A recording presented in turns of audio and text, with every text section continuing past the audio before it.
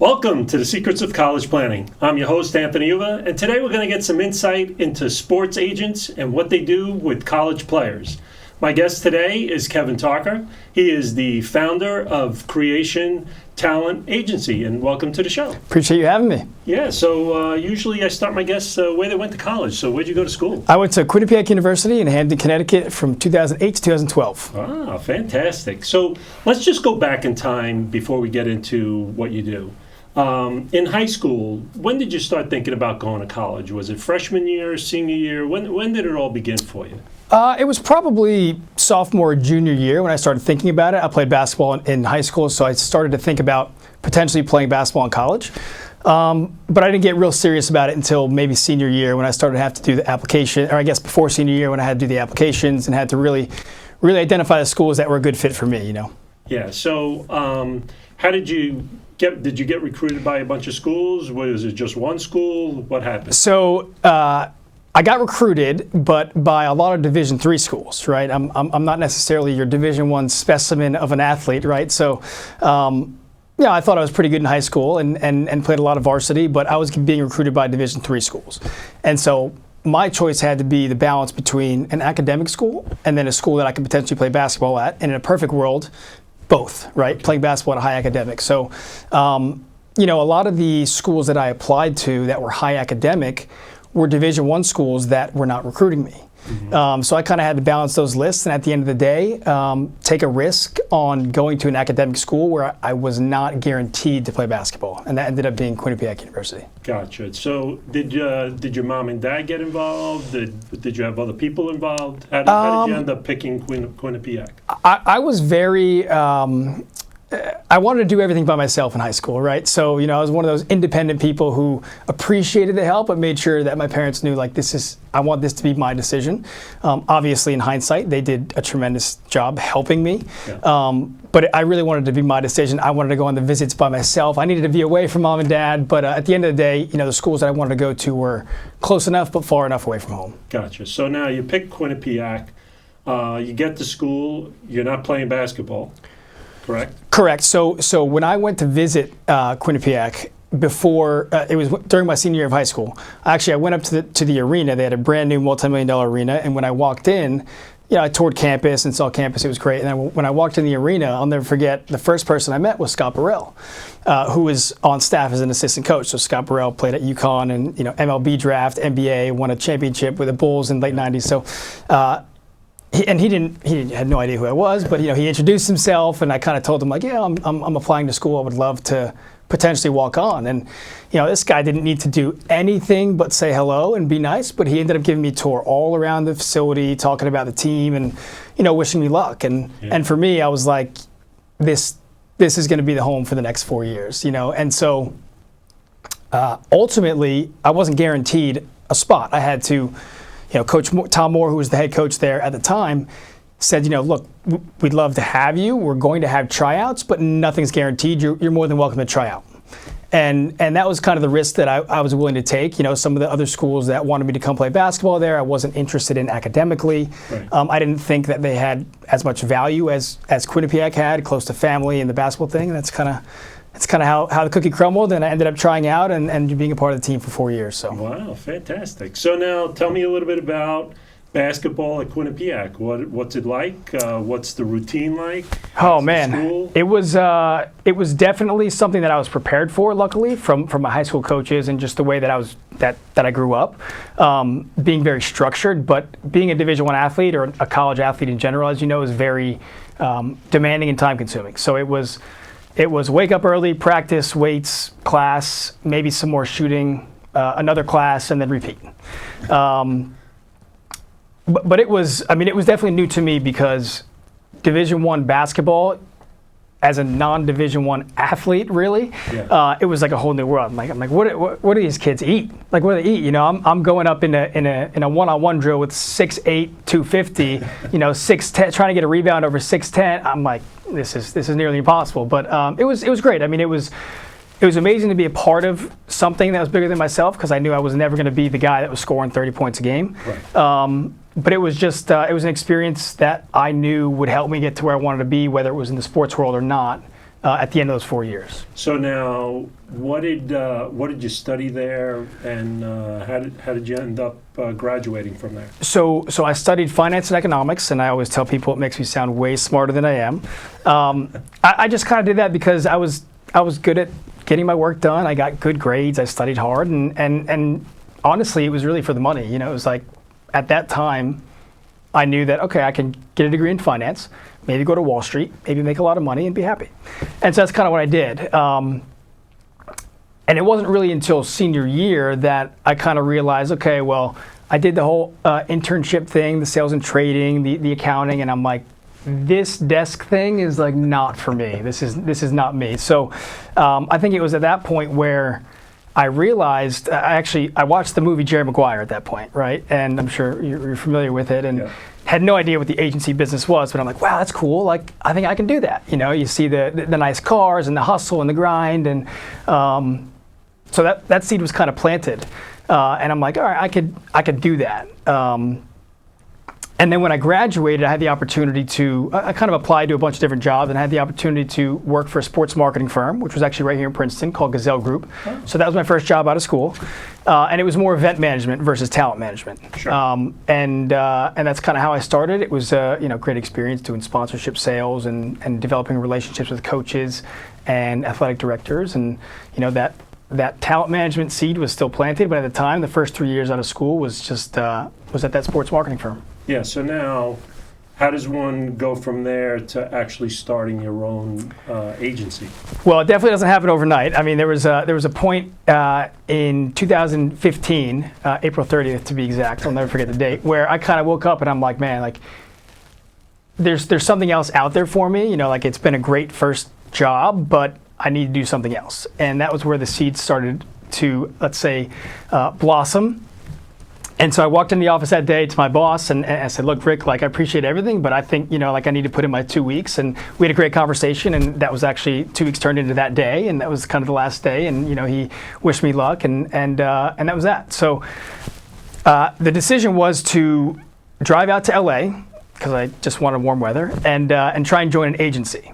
So I went out to try and join an agency. I ended up doing the whole grind it out thing and worked for an agency for free. I woke up at 5 a.m. and I drove Uber, and then I would break down film back at my apartment, and then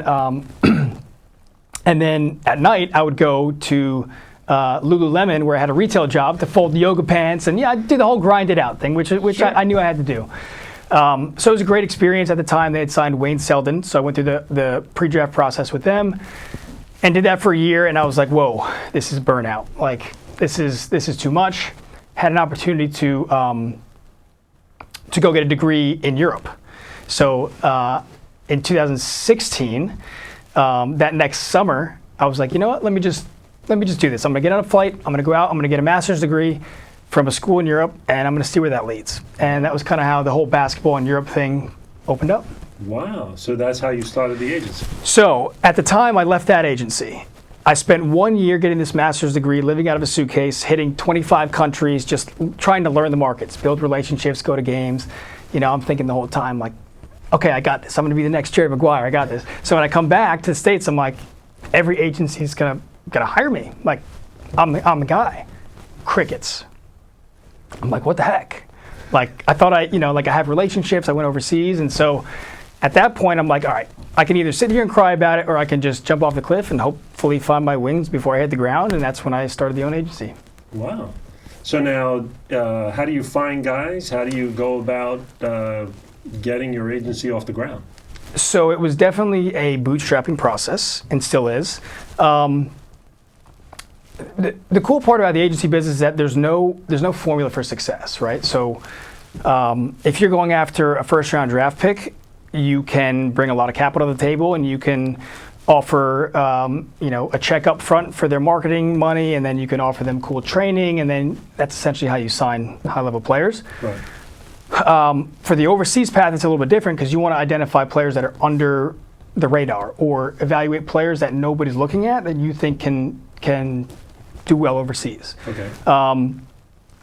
And that's just kind of a combination of hustle and being lucky and being in the right place at the right time and using your relationships. And ultimately, this business is a player taking a chance on you to trust that you can represent them in the best way. So what type of players do you look for in a basketball player? Because you're working with just basketball players, right? And you're looking at the college level most Correct. of the time? So for me, I can't just go say, hey, let me go look at draft boards and recruit 1 through 10 on the draft board, right? I have to look for a player that A, is obviously good at basketball, B, might be a little bit under-recruited, but C, the intangibles for me are huge, especially when we're talking about overseas. So the intangibles are, they dive on loose balls, they're hungry, they have the X factor, they're stats that don't show up in the stat sheet.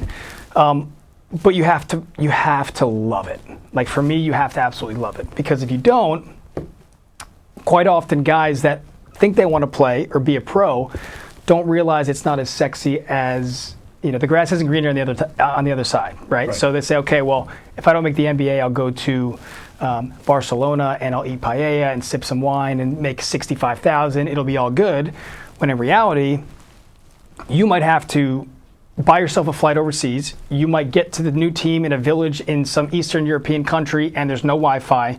The lights don't work. You got to drive a car you're never used to driving. People don't speak your language. You're like, what is this? Then you don't get paid for 3 months. You don't get paid on time, and it's only $700 a month. And you're like, whoa, I don't love this. Yeah. Right? And so you have to be willing to sacrifice or willing to love it and go through those times to get to where you want to be, like anything else, right? Mm-hmm.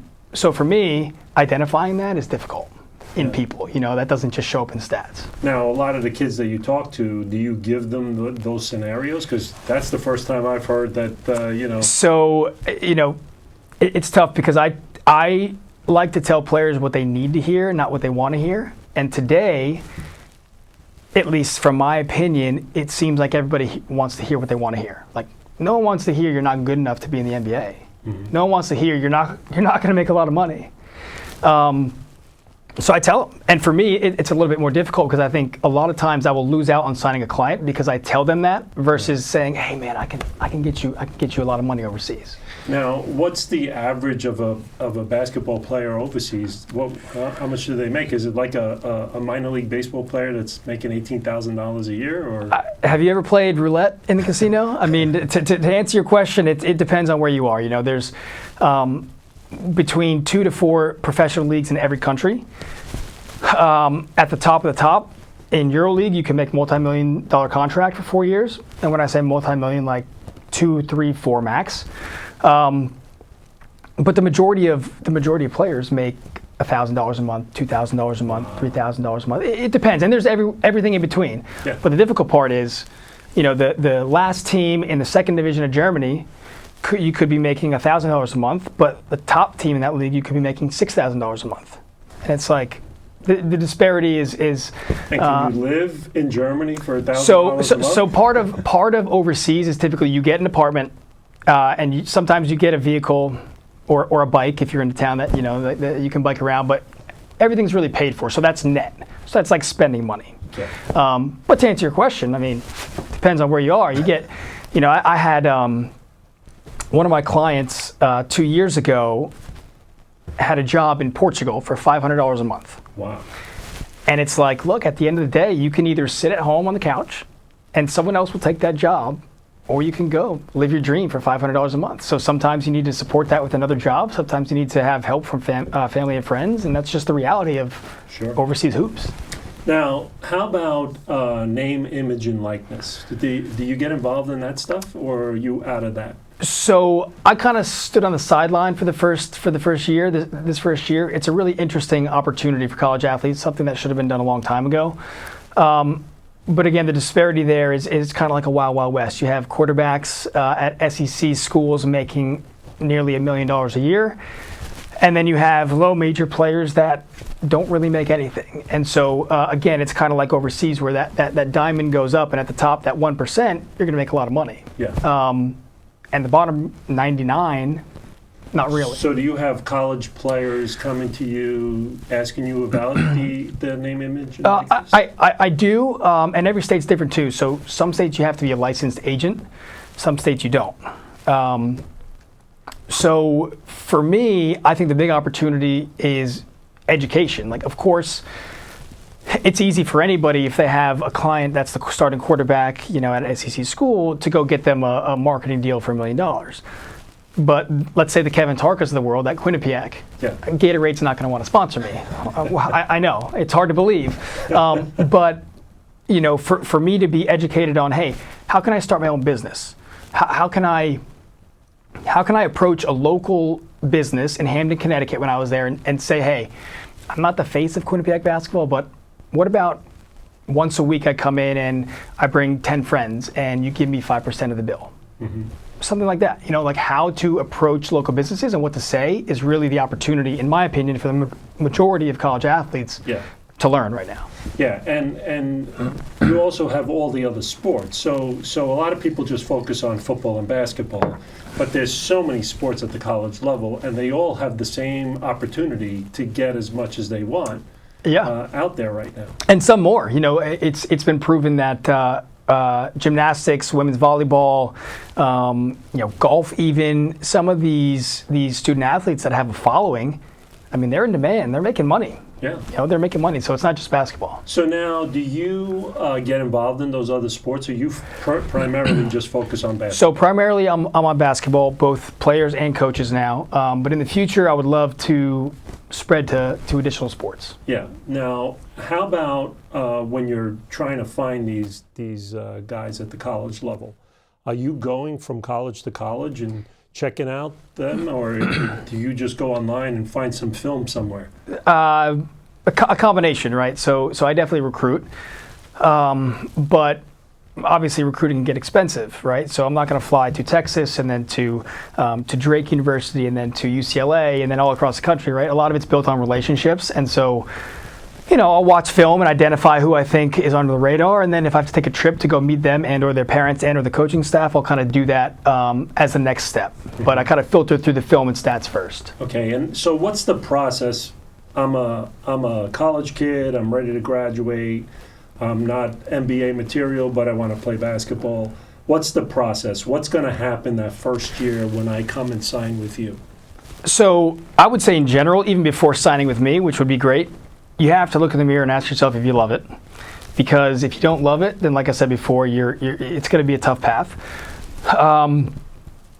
If you're not, I usually separate draft board players and non-draft board players. So if you're not on the ESPN draft board or somewhere close to that, you're likely going overseas. So that can mean a couple things. One, after graduation, you can sign with an agency and they can have a great relationship and you can get an offer in a month.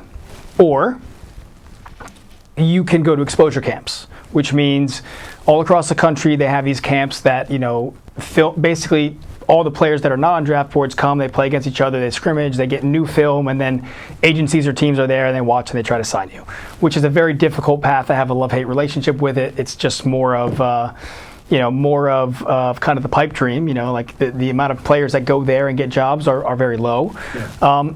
Or you can go to, hop on a plane and just go overseas and try and knock on doors and use your relationships to try out and just say, hey, coach, like I'm here. My teammate played with you last year. Can I come to the gym and give you a workout, right? And those that are willing to kind of do the outlier. So they don't even find an agency. They just go out on their own? Very few. I think the ones that don't have a job and the ones that do that are successful. Because the majority of players that sign with agents don't end up getting jobs. Oh. That's just the reality. There's a limited amount of jobs and an infinite amount of players that want jobs. Right.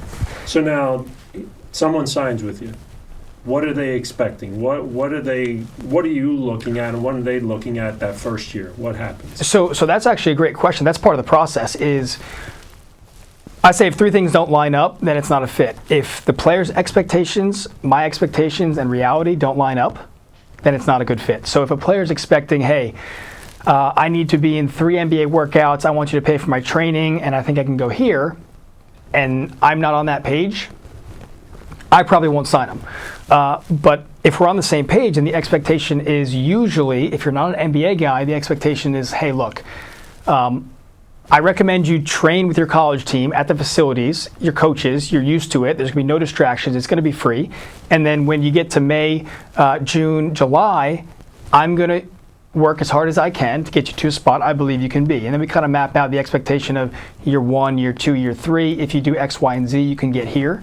And if they're on the same page with that, great. And if they're not, like I might be wrong, they might be wrong, but it's not a good fit. So what countries are they looking at? Italy, France? That's actually a great question. So it depends on where you're at in that kind of like draft board scenario. If you're playing in a major conference or a power conference and you're not an NBA guy, you might have the opportunity to go to a Germany second division or Germany first division or Portugal first division or Hungary.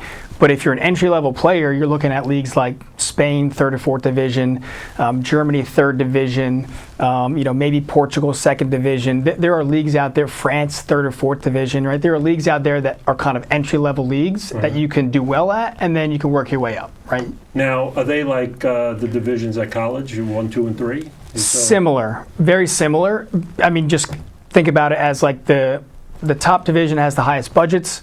And then as you go down, you usually have less import spots available, so like less American players available on the roster, which means more local players, which means a lot of those players are semi-pro, working full-time jobs and playing basketball at the same time. So as you go down that kind of ladder, that's something to expect. Yeah. So and how long are the seasons there? What do they play? It's similar in most places. It's similar to the college season, so maybe a little longer. You get there end of August for training camp. You start in September. League starts in October, goes through March, April, or May, depending on where you're at, and then the off season is after that. But there are a few places like Australia, second division, where I have a client, usually start February and they end in July.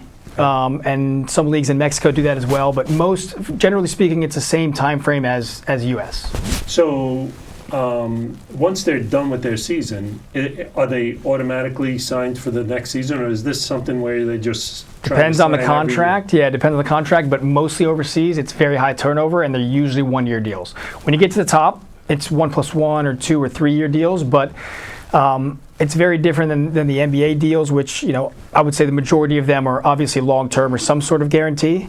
Overseas, it's typically just 1-year deal because the thought process is if you're in an entry-level league and you do well and you're making $700 a month, you're not going to play there again. You're going to play yourself either out and not be a pro or up to hopefully get more money, which that team can't afford. Got it. So what do you see as players that go there? Do they end up really, a good majority of those players end up just back in the States and working somewhere?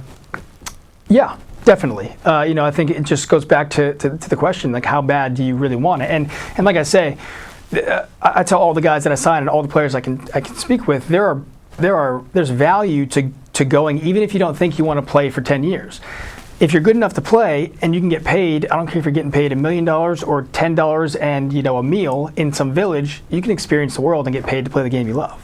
Right? So there's value in that. But to answer your question, the majority of guys will go and realize 1, 2, 3 years in, 4 years in, and that's it.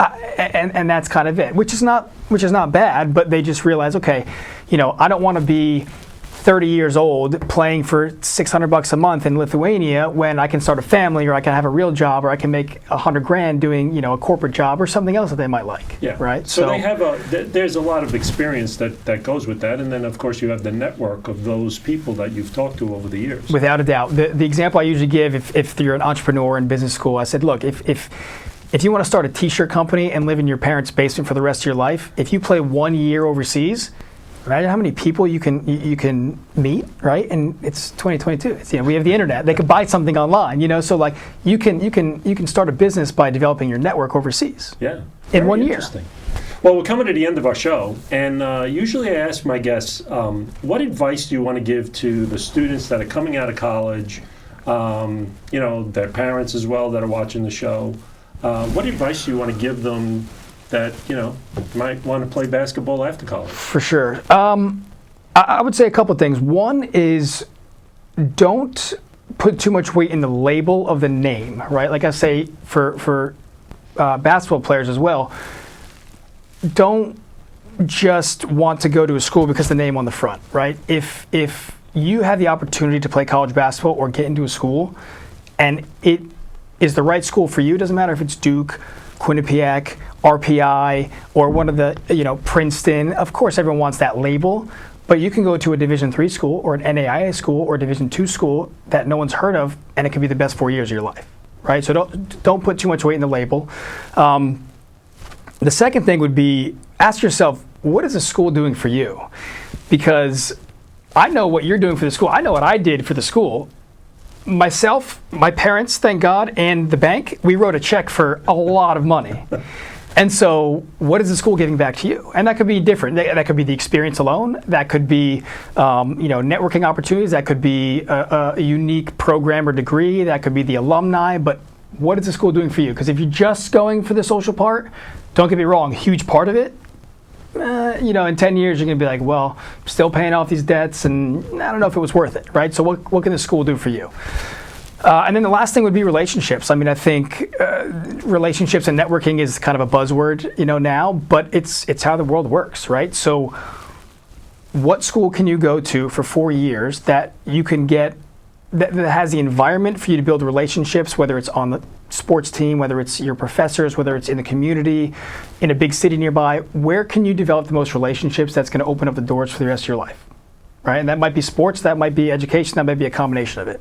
Right? But those three things I would narrow in on. Like if I knew everything I knew now, I would go back, and I think I made a great choice still. But I would go back and kind of revisit some of those potential schools that I was applying to. Well, great. Thank you, Kevin, for coming on the show. Appreciate you having me. Yeah. So you've been watching The Secrets of College Planning. I'm your host, Anthony Uva. Until next time.